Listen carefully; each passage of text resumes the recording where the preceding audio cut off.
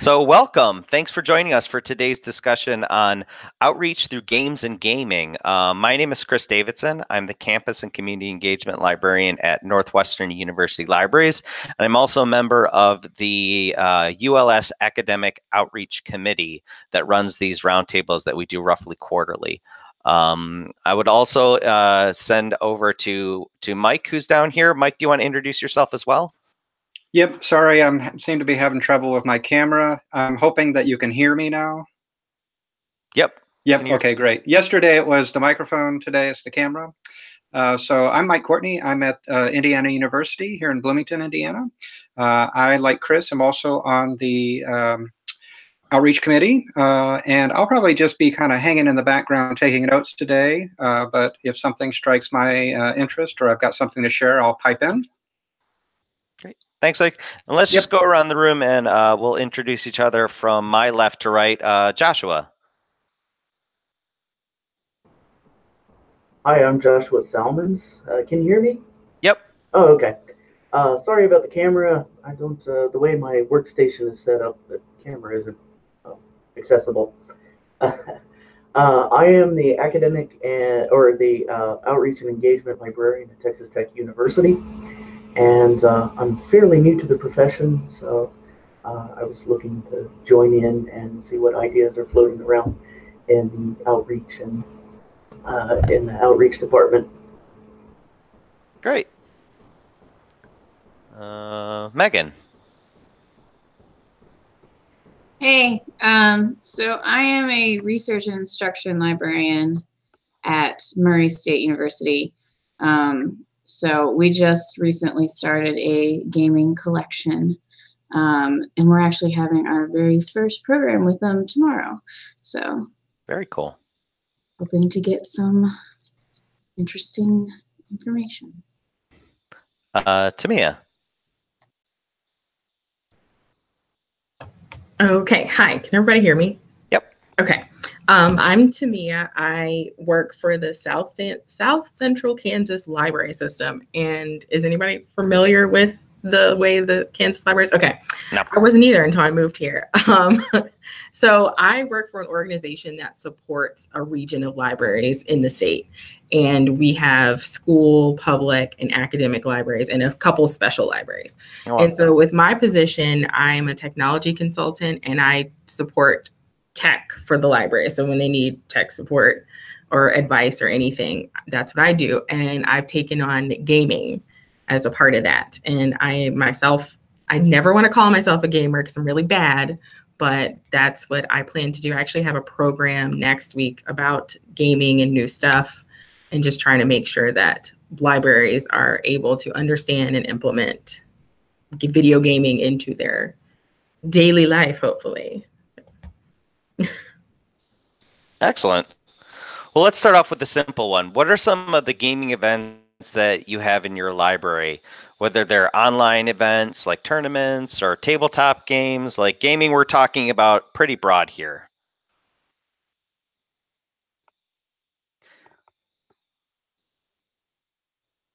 This is going to be a really interesting conversation if nobody's doing anything. And if you don't have anything, what are some of the ideas maybe that you have? Let's keep it broad. Let's keep it broad. Chris, I'll get us started. Thanks. So one thing that we do at the start of sort of our welcome week, the week before classes start here, we have a big open house at the library. And for the last 4 years or so, I've been partnering with our telecom department. And there is a professor there who teaches game and game design. And he brings over basically an emulator that's got pretty much any game that you can think of. And it's particularly cool with retro arcade games. So we bring that in, set it up on a big monitor in our Learning Commons space, and it just runs throughout the night. People can kind of sit down and play pretty much any game that you can think of. And this also gives him an opportunity to promote his class, as well as a new major that they're working on too. So it's a pretty cool way of kind of in a very light way partnering in this kind of affair in very low stakes. I just kind of wanted to share something I just found on Twitter. I don't know if you guys are aware of it, but the Internet Archive has a whole page of just arcade games that you can just play for free on the internet. Did you guys see that? No, I've never. Okay, I can share the link in the. Yeah, toss it into the chat. Yeah, they got Oregon Trail and all those old games. Yeah. Yeah.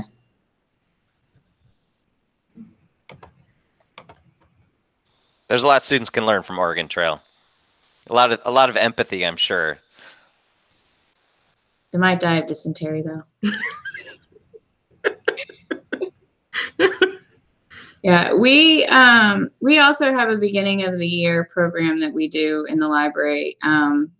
We actually just did board games for the first time this year, but we have had console games in the past with that as well. So we have a Wii system and an Xbox system.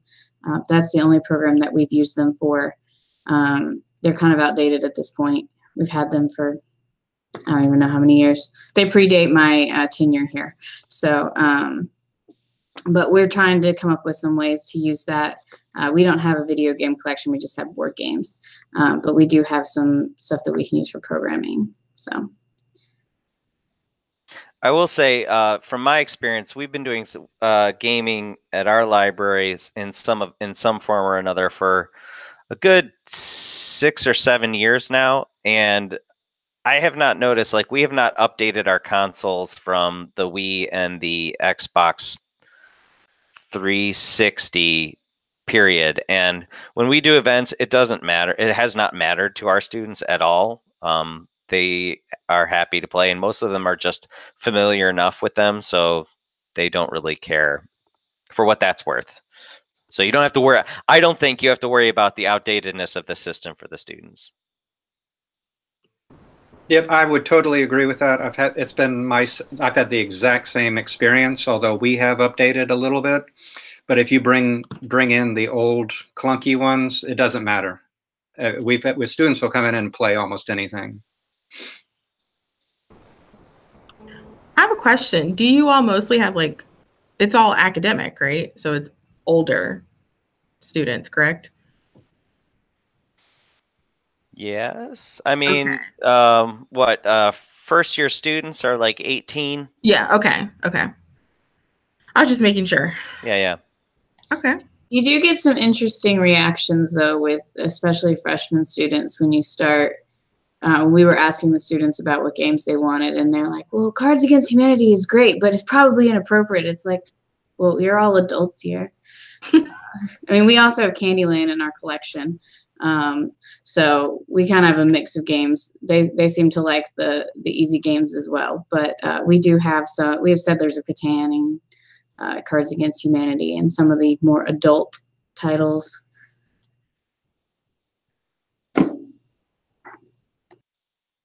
Josh, did you want to jump in there? I saw you turn your microphone off a couple times. Yeah, we have a popular event here. We call it the Mystery Professor, and we set up clues around the library and around our special collections. We set up clues and QR codes, played like a game of Clue.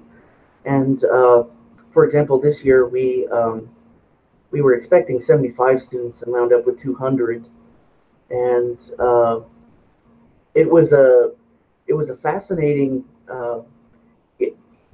You get a package and a folder of different puzzles and clues that get you familiar with the library and stuff, and it became intensely popular. It was a competition to see who could figure out who kidnapped the professor, and we used the face of Alan Rickman, and kind of had a Hogwarts type of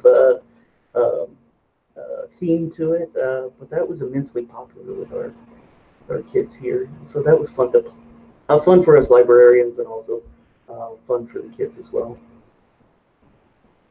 All right, so I'm going to build off of that question, Joshua, and like, how have your institutions, do you incorporate gaming into other outreach activities besides like game nights? That's something that I'm hoping to bring. I'm stepping into a new position as an outreach and engagement librarian, and that's kind of what I'm charged with. Kind of right now, it's been that gaming night type. That's where gaming is and was. But we have group work areas and places that could also be used for video gaming. And also, I think there's opportunities around our area here in Lubbock, Texas, to actually expand it outside of the campus and play with some of the, because there's gaming communities that meet at the public libraries, that meet at some of the other community institutions in the area. And I would like to build on ideas on how to approach them and get the academic library invested in it. Anybody else? We've You go ahead. sorry, we've discussed trying to create an escape room scenario. It's just been challenging to figure out how to do it, especially since you can't really lock people in a room. Since you can't what? I'm sorry. You can't really lock a bunch of people in a room. It doesn't work very well. I did go to a program during ALA this year where they did one that was a tabletop version. So we've looked into some possibilities with that. It's just been an issue of trying to figure out if it's more of a fun activity or if it's something we need to work on as a way to teach information literacy skills and try to make it a little bit more educational. We have not come to a consensus on that yet. Have you checked out, I think, are you familiar with the Programming Librarian website? Yes. Because I think they have some like escape room programs that you can kind of like at least appropriate to. Mm-hmm. Part of my task with educating the librarians that we support is, at least personally, is to try to get them to see video games as not just mindless, you play a game, whatever, you don't actually learn anything. And my goal is to make sure that they see that there are games out there that can teach fundamental concepts, that can actually teach skills, and you can still have fun or potentially not even realize that you're like playing a game. So yeah, just trying to not overtly make it educational, but to spread that awareness. It's not just shooter games. Like, what kind of games do you utilize to kind of do that? And well, to you, what does an event like that look like, maybe? So I wouldn't be the one putting out the events. It would be the librarians like taking my training. But my suggestions that I've had so far, now this is my first official presentation like next week, but I've done sort of something like that before. My best example of a game where, you can have fun and still learn something is Scribblenauts for the Wii U, and they're porting it to the Switch and bringing out a newer version. So like, is anybody familiar with Scribblenauts? So Scribblenauts is a fun little game. It's kind of dark, but the kids won't really realize it unless they're older. Your play as a little boy, and it is your job to save your sister from turning into stone.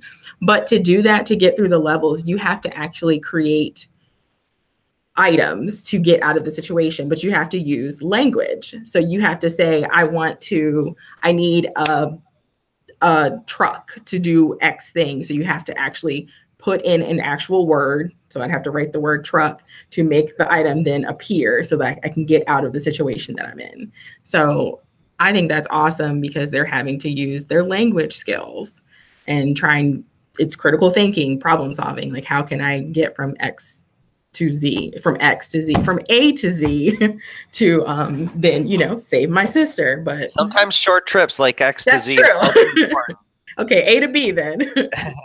But that's one thing. That's one game that I personally really like, and I've showcased it here at my job and was able to explain it. And a lot of the librarians saw like the value in something like that. It's not, an actual like play school game, for kids learning X theory or grammar or whatever.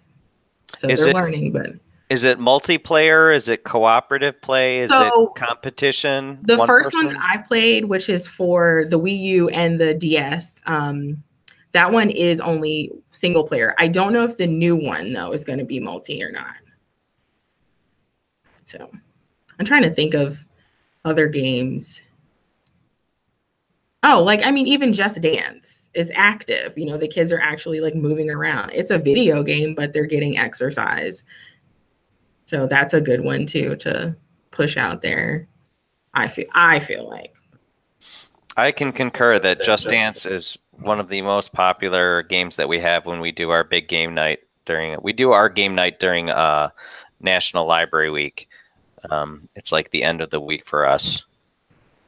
And yes, very popular. Yeah. Sometimes hard to get some people off to let other people play. Exactly. I used to actually work for the Microsoft store, and that was my big sell. Like, hey, this is a video game, but literally anybody can play and have fun. So, I don't have any other ideas at the moment, but I'm also like blanking out.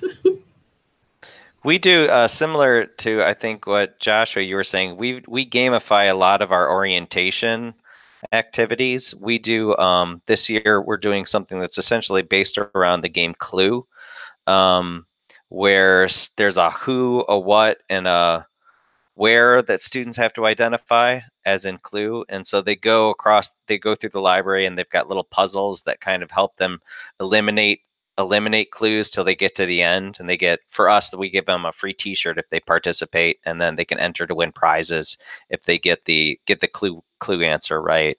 And we've also done even smaller things, just kind of like gamifying moving around the building and like spinning trivia wheels and stuff like that, which resonates with students because they feel like they're playing a game, but they're actually learning things by like us asking them questions. Or like another example is, are people familiar with the game Heads Up? I've played that before. Right. So you have a card with a word on it, and everybody has to get you to guess the word. So we do that. We've done that for international students, getting them to guess the words to kind of learn like what technology the library supports and things like that. So gamifying orientations, we find, is a pretty easy thing to do that just kind of also like helps students learn a bit about the library. Building on, to me, what you're saying, what are the other games that you find resonate with users the most? So I have a weird example that kind of actually goes with the last one. We don't have video games. We just have board games. But we did order a game called Fun Employed, which is essentially a game where they have skills that they have to turn into like if you were doing an interview, you'd have to figure out how that would match the job. I'm not sure if it's the skills of the jobs that are like totally silly, but we got it as sort of a programming idea, as maybe something we could work with career services with. But it actually is one of the ones that has checked out more often. So I was a little surprised at that. So nobody likes Yahtzee for some reason, though.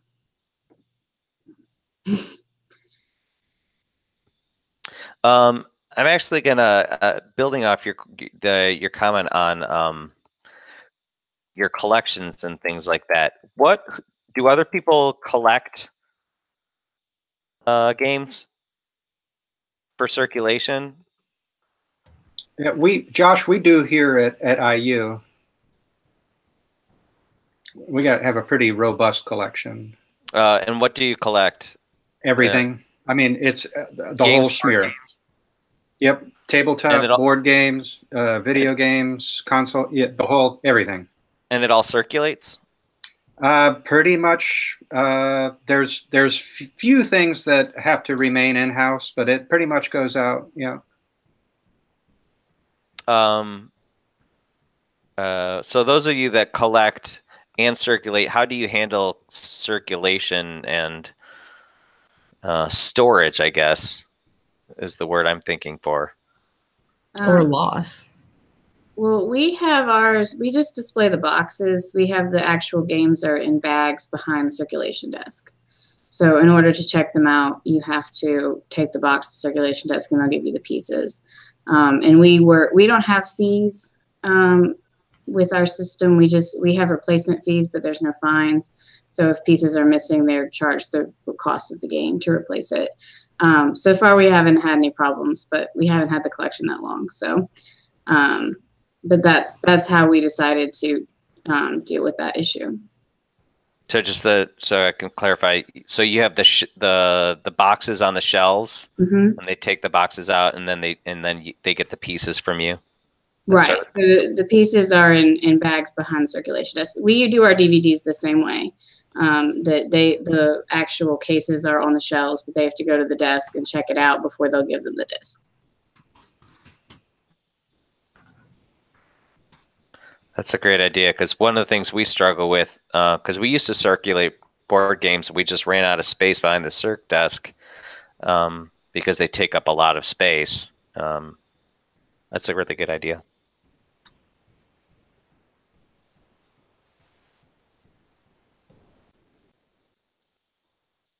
Oh, yeah, go ahead. I was just going to say, for us circulating, we have an entire media department that has its own space, its own circulation counter, all of that. So that kind of mitigates our problems with storage and security and all of that. So we're lucky in that regard, I guess. Anybody like reach out to campus partners to or think about other people on your campus to partner with for game nights and game events? Or do you all fly solo? We're pretty much solo at this point, but we have had some interest from the residential, I think it was the RAs Association, has been expressed interest in partnering with us for future events. But we haven't gotten there quite yet. But we have reached out to Career Services with that Fun Employed game as well. They're kind of leery at this point, but they said they would think about it. Hey, Carmen, can you hear us? Yes, I can. Thank you. I apologize for being slow. No worries. Do you want to introduce yourself? Let us know who you are and where you work. I'm Carmen Olson. I'm an academic librarian that is currently unemployed in Minnesota. I was at Globe University, but there were some complications, and all 14 branches in Minnesota and 4 in Wisconsin closed. So I'm jobless, but looking. Well, maybe you can at least share your expertise with us. Do you have any in your history then done game nights? What kind of game nights and game activities have you done in the past? None. No, I was at a graduate school of business in Minneapolis, and they're not much of a gamers, but I wasn't using tools for getting students to visit the library. I would just, what can I think of? Trivia boards and rewards, and posting things on the internet for emailing the results around, and some of them had to do with scholastic development and specific classes and upcoming exams. Some did not.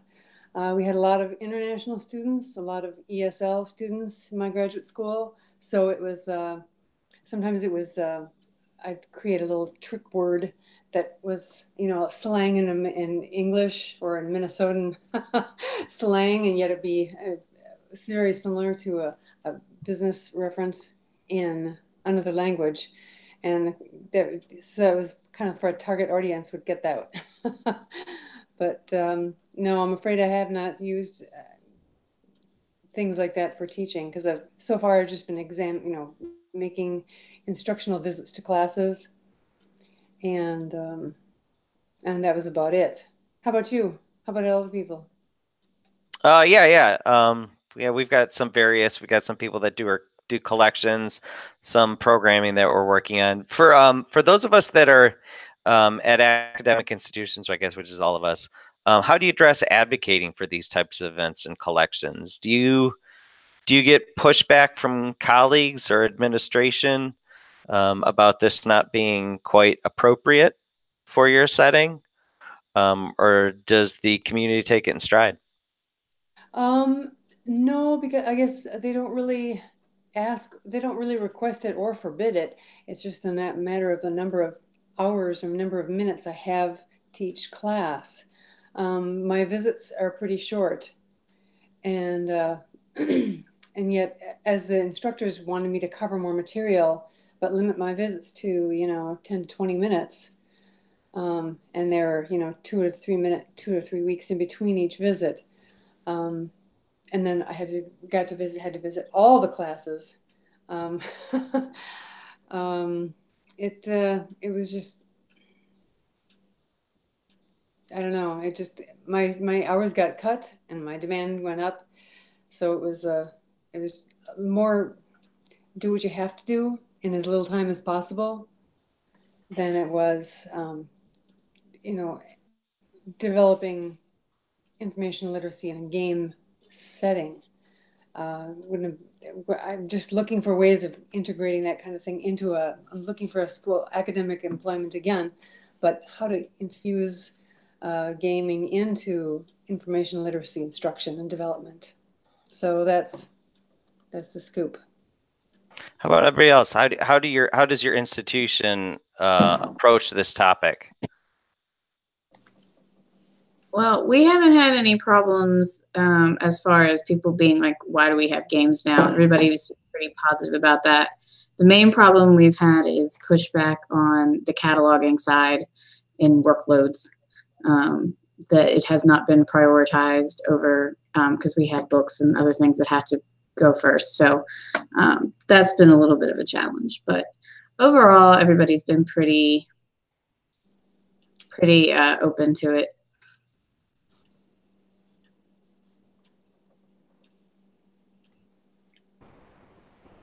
I can tell from our collection development that there has been some pushback on, just because of budgets and things being slashed in the Texas legislature. So since we're a public institution, things that, especially when approaching faculty, pushback on collection, on developing collections for games and stuff like that. So that can be a consideration in the collection development area. Joshua, is this something that you're actively hearing from faculty? And how are they conveying that to you, to either you or to your administration? I wouldn't necessarily call it a active expression, but it does come across sometimes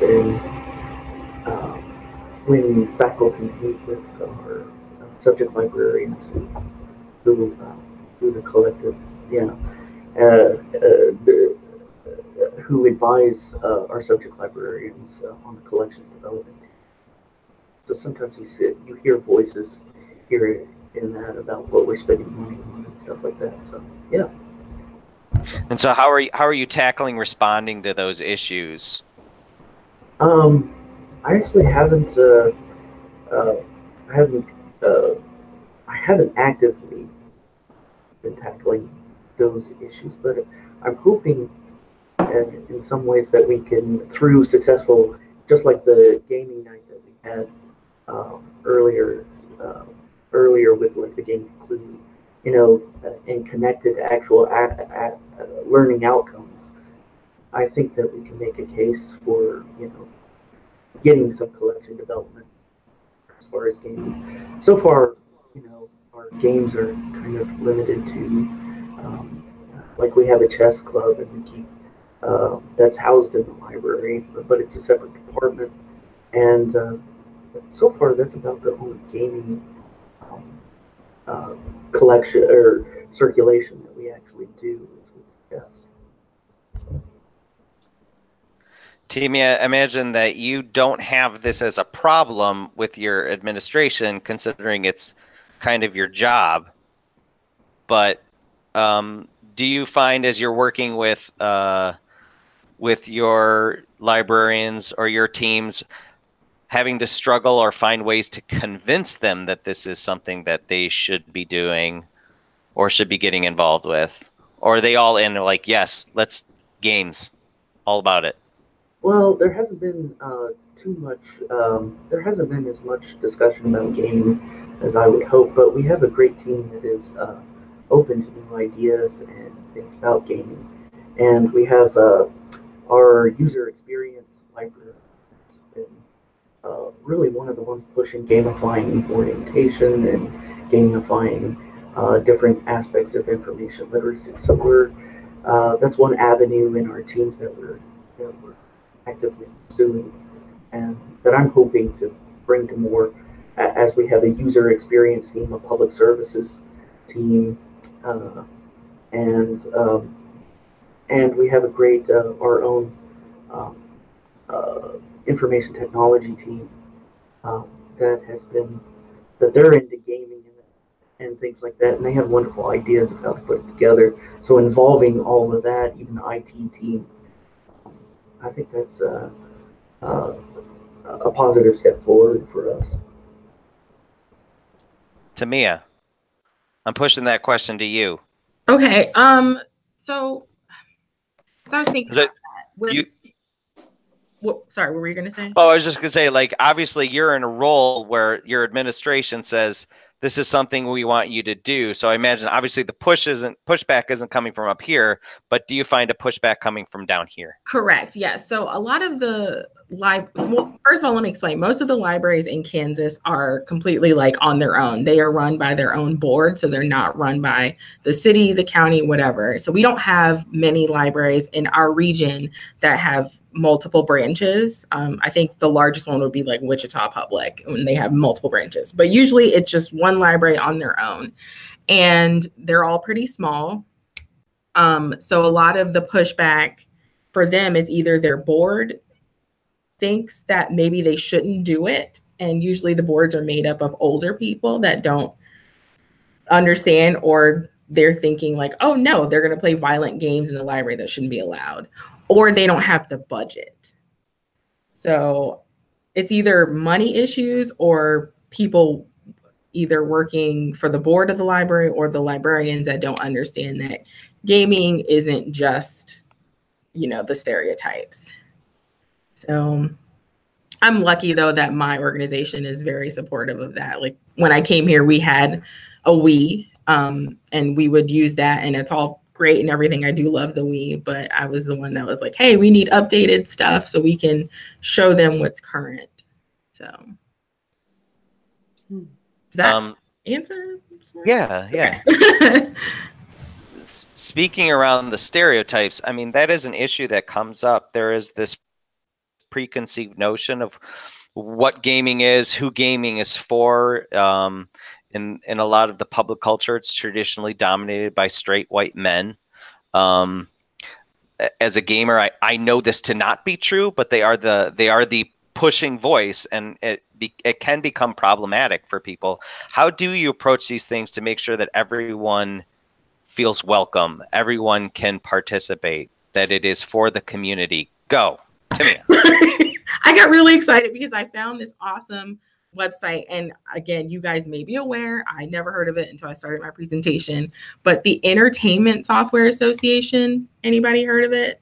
I hadn't. Nope, that's why we're all here. Share your information. Basically, all of the video game companies have come together to create their own association to basically push like, hey, video games are here. We need to make sure that they will stay here.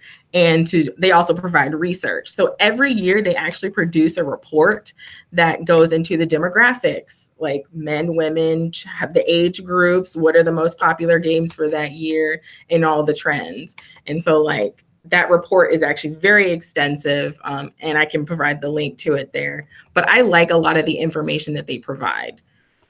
I'm hoping that it isn't all completely biased. I haven't looked at everything, but I think they provide at least a good like handout for people to say, here, not all gamers are men. Not all gamers are like 17 years old, So yeah, sorry, I got really excited. No, that's great. That'd be great. Excuse me, can you share that title of that website or connection again, where you found that?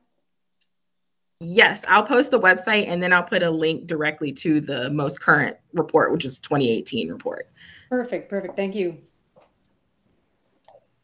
Yeah, I would say with our gaming stuff, I mean, we're working with board games, not video games primarily, but when we do our events, we usually try to stick to games that are relatively gender neutral.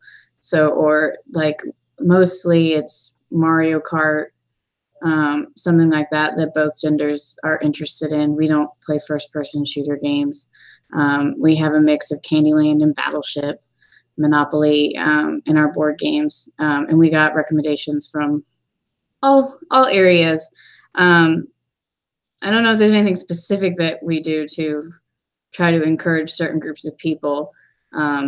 Just making sure that people are aware that it's not just it's not all Halo and Fortnite. We have a mix of things that people might find interesting. I have learned that Fortnite is also very gender mixed in its participation as well. In general, actually, we find that first-person shooters are both men and women. Well, yeah. I mean, I'm not saying that there's anything, but no. I know it's the perception. Exactly. Yeah, that's what we struggle against, I think. I mean, I can also say when we do our game nights, like the participation, we've never come up with any issues. Most of our games we focus on games that are predominantly collaborative. We haven't done any tournaments. I know that there's a number of libraries that do tournaments, but ours are just open play, so we get a pretty wide swath of people. So yeah, like Mario Kart, Dance Dance Revolution, or is it not Dance Dance Revolution?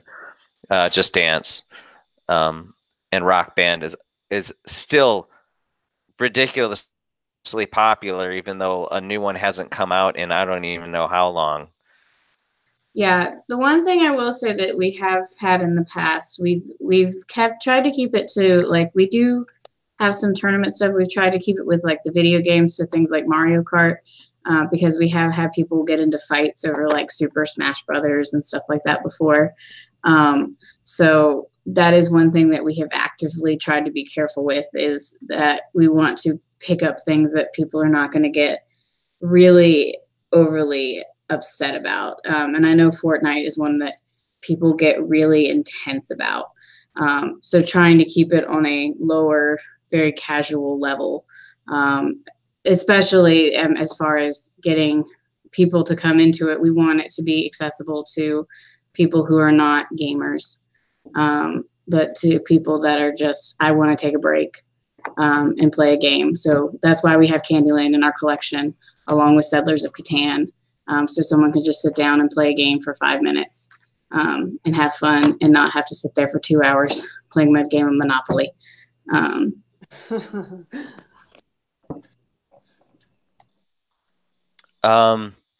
You know, one of the comments that you mentioned to me was about how not everybody has the technology. Not everybody has the systems. Megan, you brought this up too. How do you approach tackling those issues, or how would you like to approach tackling these issues so that you can do these things even if maybe your institution doesn't have access to what you need? Our organization, personally, our organization is tax funded. So we actually provide grants for these libraries, and we have like a technology grant. And so for these libraries, they would be able to use, it's a matching grant. They would be able to say, hey, we want a Nintendo Switch, and we would match the price of that. So for us, for them, it works out that we'd be able to provide a service like that. Other than, I mean, it really is up to the librarian in charge as to what they want. So we kind of have to, change their thinking if need be, or just really give them that extra information to push it to their board so that they can do that.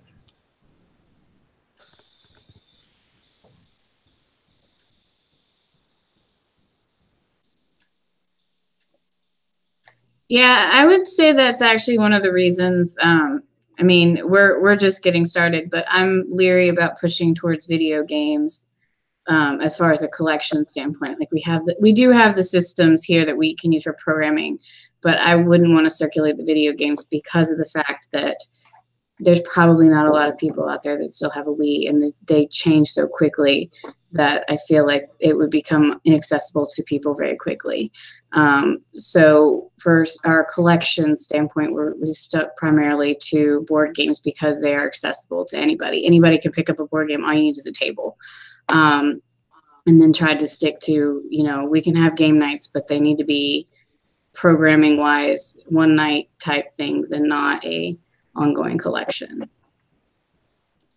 Well, I have a question. Since most of you all are in academic libraries, I would assume that most of the kids coming into school probably have all of the new games. That's a heavy generalization, but they probably have most of the games that they actually want, like the newest ones.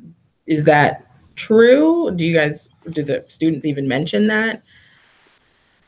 I don't, in my institution, I don't know that I could say that is true. And a lot of students don't travel with a system either.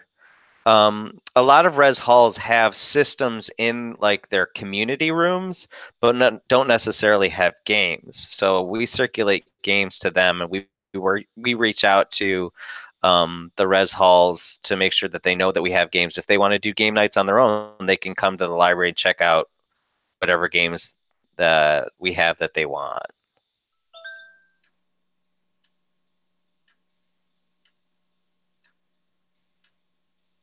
Thanks, Joshua. So we've actually kind of run through pretty much most of the questions that we kind of put in advance, but I'm curious if there are things that people wanted to ask that we didn't address, if they're curious of how somebody tackles a particular issue or anything like that.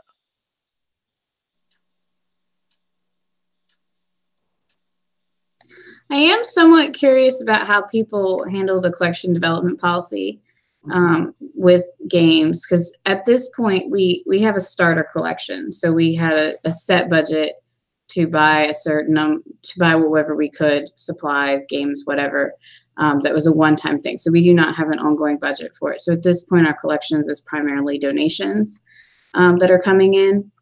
And I know there's been a lot of stuff about certain companies will donate games for libraries and stuff like that. But I'm just curious what other people have found as far as what they've done as far as collecting games, video games or other games. Mike, do you want to tackle that question? Well, I can tackle it since I'm not part of the media department. What I can say is, in our situation, we have, it's very easy to justify purchasing games of any kind. We have a game design major, we've got a certificate program, we've got minors, we have active faculty that are doing all of those things, not just in like an informatics or a media department, but well within humanities departments, that kind of thing. So that we have, you know, it's been quite a number of years where this has been something of interest, but probably within the last 5 to 6 years, I would say our media department has been actively collecting games of all kinds. So from a collection development policy standpoint, that department would have an overall budget that then they can appropriate however they need, that's directly tied into campus priorities. And from the library perspective, our strategic plan and overall collection development policies definitely go in line with strategic priorities and curricula on the campus. So it's fairly easy to justify that. Where it becomes a little more difficult is just the finite amount of resources that you have. So I can't speak to that, but what I can say from my position, if I'm working with a faculty member, or if I have student groups that are interested in particular games, for example, I can reach out to our media librarian and say, hey, can we get these things? And I've never been turned down. So I know that they want to do these things, but it just kind of comes down to time and how you appropriate a set budget for a year. Because it goes to the state assembly, and then you get your budget from the trustees every year. So it never goes down, but it doesn't always go significantly up. So the amount, I'm kind of a roundabout way of saying, the amount of resources that are put toward this specifically fluctuates a little bit each year as those priorities on campus ebb and flow too. Yeah, I can't really, for us, our collection was probably very similar to yours, Megan, in that it was a one-time purchase. We did a request for a one-time purchase and purchased essentially almost like an archive's worth of everything that seemed relevant to our user population for all of the major systems at that time, and then it stopped. Then conveniently or inconveniently for us, it was right around the end of the time of the PS3 and the 360, and so we haven't added anything for the new systems, and we rely predominantly on gifts and donations, honestly, predominantly from staff. Because staff actually look at it as an opportunity to say, hey, I have this. I don't need to keep it in my house anymore. I will donate it to the library. And if I want it, I will just check it out, which is an approach you can consider. Well, that's pretty much where we're at. Most of the donations that have come in are from library staff that are like, I don't need this in my house. Here, take it. So, which is, it's not a bad way to get stuff, but yeah, so that's kind of where we're at. I don't know what's going to happen with it moving forward because we're in the midst of some nasty budget cuts. Seems to be going around. So yeah. So I don't know what's going to happen with it moving forward, or if that's just going to become part of our student request budget. We usually have a little bit of money to buy fun things like graphic novels and that sort of thing. So I don't know if that'll just become part of that or what the plan is moving forward. We haven't quite made it to that point yet, but as you said, board games are pretty much timeless. So people always want to play board games, and no matter how old they are. So that's at least you have the right collection to keep, and even if it is again just like a snapshot in time. Yeah. Don't knock Candyland. So Candyland is the best. It is a great game. Lots of checkouts. Although Exploding Kittens is our current winner. Yeah, I'm with you on that. Yeah, that's a good one. What organizations are there that will donate games to libraries? So it's actually mostly publishing companies, like smaller game publishers. There's actually the Gaming Roundtable has a Facebook group, and they keep a running. They have a spreadsheet that they keep that lists who different libraries have contacted and what they're willing to give you. Some of them they'll give you slightly damaged copies of games. Different publishers have different rules on that. Some of them get inundated and stop doing it. A lot of them, can't think of any of the names offhand. It's not like Parker Brothers or anything like that, but some of the smaller independent game companies will donate them to libraries, especially if you're like, I'm starting up a new program and I'm looking for games. Some of them, I've had some that saw some that they're like, they sent me 5 games, and I was like, they said that they might send me 1 in a year. But yes, there's been there is a spreadsheet through the Gaming Roundtable of different companies that have donated to various libraries in the past. Cool. Yeah, just to jump in real quick, we'll be compiling all the notes for all 3 of the roundtables this week, and we'll try to make sure that all of those resources kind of get tucked into this somewhat larger but not overly cumbersome narrative. Cool stuff. Great, thank you. Awesome. So I just want to thank everybody for coming to today's roundtable. I hope you got something out of it. I know that I did. After this, I will send out a feedback form just so we can get some information from y'all to see how things went. We're always trying to improve things. So your input helps us make things better. So thanks. Look out for that, and hopefully we'll see you at the next go around of our roundtables. Great. Thanks, Chris. Thanks, everybody. Thank you. Nice to meet you. Have a great day. Looking for notes. Thank you.